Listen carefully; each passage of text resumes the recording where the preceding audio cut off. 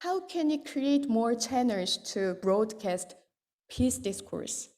We need more social resources to be invested in peace discourse. Then we need many, many friends with much money.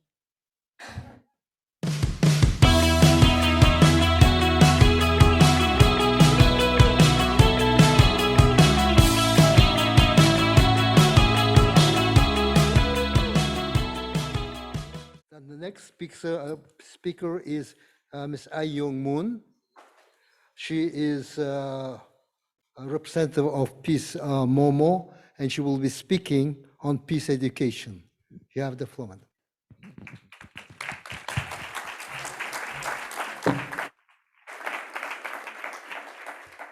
Let me take off this. Maybe it is different from your expectation, the bottom part of my face. Good morning, buenos dias, and bon dia. I'm very happy to be in Barcelona and having a time to communicate with all of you. I have a chance which is really privileged. Here, I need to speak about peace education. But I have a question to you. Have you ever experienced education program named peace education? How many of you experienced here?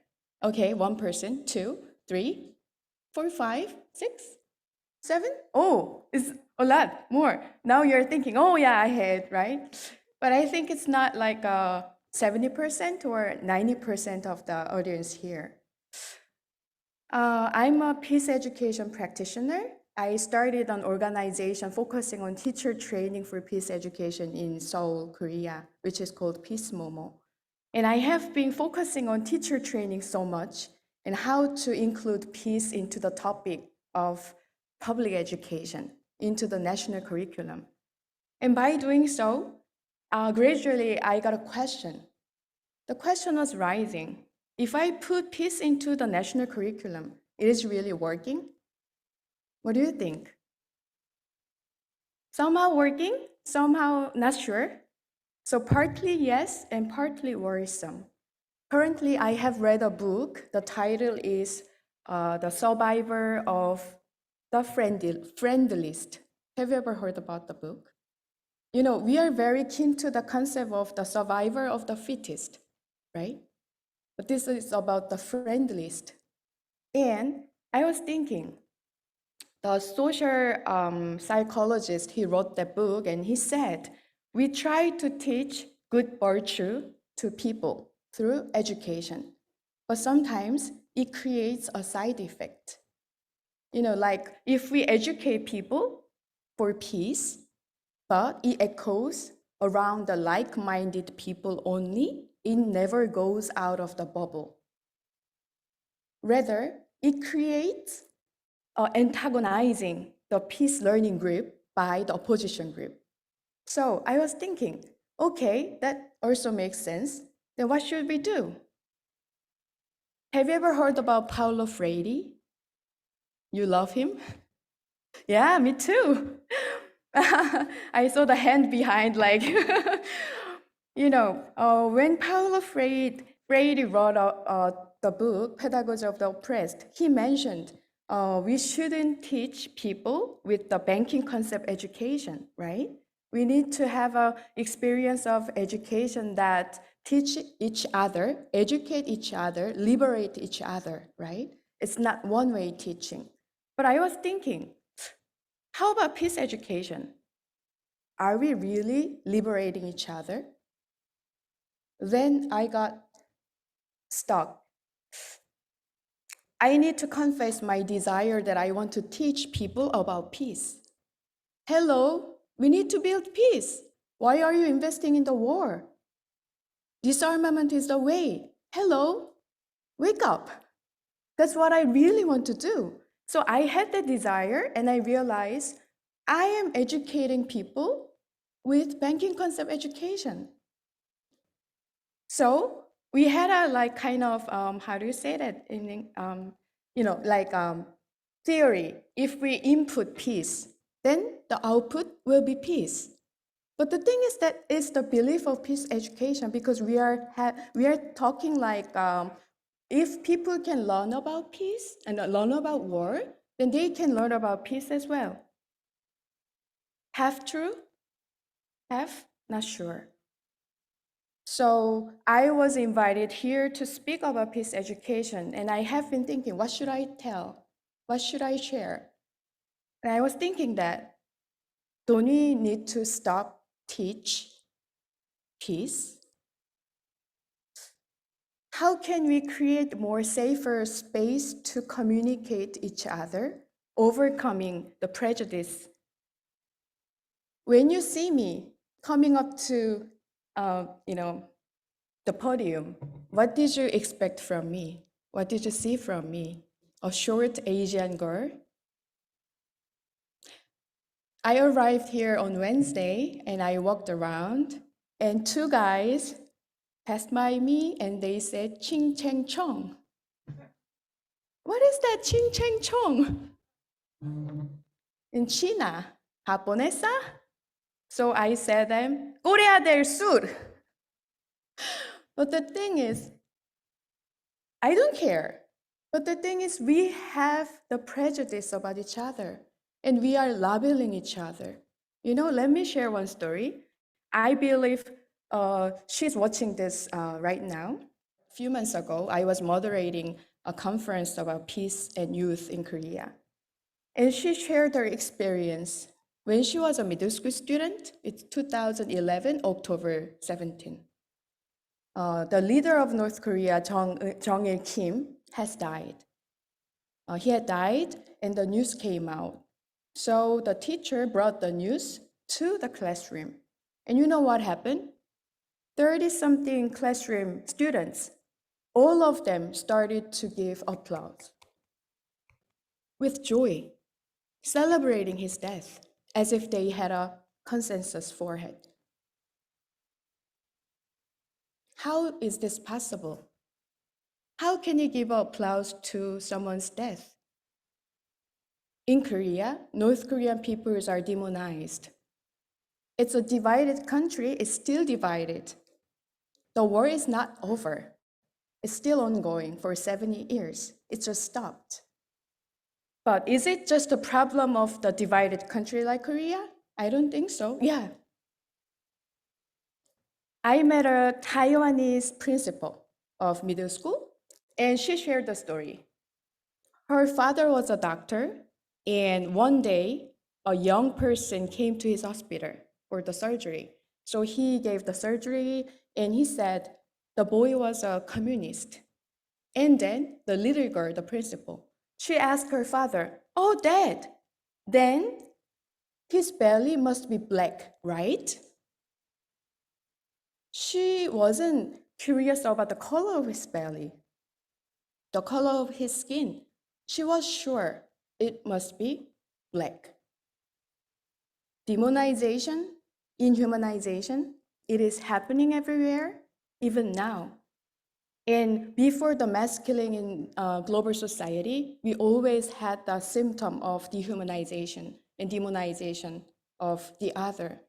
Then how can you overcome othering the other? Uniform we, homogeneous we feel comfortable around someone similar to us, right? So in 2021, with the pandemic situation, I'm thinking, what peace education needs to do? How can you overcome educating someone, but creating space that they can open themselves, feel safe, and share their experiences in overcoming the prejudice? To do so, I think we need to stop teaching. I feel nervous because I'm speaking alone here, so you might feel like you are teaching now, but please, this is the setting, and I want to have more communication after all. So let us think, how can you create safer space for everybody? In other sense, as a peace education practitioner, I think our peace education agenda got stuck in 2010 when the campaign of Culture of Peace by UNESCO was stopped. It was like Decade for Culture of Peace, and it lasted for 10 years. In 2010, I was working with UNESCO organization, so I clearly remember that was very decisive and important year. And after 2010, I felt like, okay, everything is done, let's move on. So peace education is not the main topic for everyone. So with this World Peace Congress, I'd like to request you to reimagine our world through the lens of peace education. I think some people think peace education is a bump key, or it's the savior to come. If we put peace to future generation, then the future generation will make peace, although we could not do it so far. So I think, how can you stop thinking in that way? And another thing, when I was invited to IEPB for the first time, it was a common security workshop, and I was preparing a common security a presentation about it, and I shared with my colleagues. That was the first encounter. But the thing is, my professional area is peace education, but you are talking about common security? Hello, you are not the security professional or specialist. And even in Korea, I feel like whenever I say about I'm doing peace education, and people expect, oh, okay, you are doing the teacher training and you are educating people. But the thing is, security is the topic for high-level political discourse, not for the educators. Is it? Democracy? Citizenship? So I think peace education needs to be reimagined and redesigned. How can you bring the issue of security into our daily life? How can you bring security and peace and disarmament issues into our daily life decision-making process? Not only for the high-level political leaders to make a decision for us. Here I am. How many minutes do I have? 2 minutes? 5 minutes? Okay. Can I keep going? Okay, here I am, humbly standing to request all of you. Peace education is not a part of peace movement. I believe peace education it is a peace movement. And peace movement as it is, it's already peace education. What all of you have done to this global society, it has been the living proof of peace education. We already learned from your work, and we are learning from each other. But whenever we put the concept education, then we think about like national curriculum, public education, classroom, teacher training. I think that's the point where we fail with peace education. So how can we expand our imagination, our understanding, our horizon of peace education? If we can make it happen, then I think we can really have a chance to reimagine the world and rebuilding the world for better, with the peace and justice. So this is my burning issues. Peace education is not the subtopic. Peace education is just lifelong learning. We are learning from each other at every moment. Then peace education should be like that, as a lifelong learning. Militarism, I think it is really getting smarter and fancier. What do you think? Myself and my colleagues in Pi스모모, we call this as a new militarism. How can you cope with new militarism? How can you create a different space? TV show, movie, everywhere you can see violence easily, but it's very rare to experience the discourse of peace. Then, what can you do? How can you create more channels to broadcast peace discourse? We need more social resources to be invested in peace discourse. Then we need many, many friends with much money. Or we can be richer to support enough this movement, or we can gather together to make it happen. And last, how can we overcoming anthropocentrism? 피스모모 started a campaign. The slogan is peace as commons. how can you make peace as commons? With this slogan, the commons means not only for human beings, for every living being on the earth. When we came up with peace as commons, we were thinking of Olof Palme's concept, common security, as well. If we can imagine a security with the enemy, defined enemy, I think that means we are living in a society that we don't need enemy anymore. So this is my point. Thank you for listening, and I'm looking forward to having more chances to communicate with you, and I want to see you to create more creative opportunities to build peace in Journey of Peace movement. Thank you very much.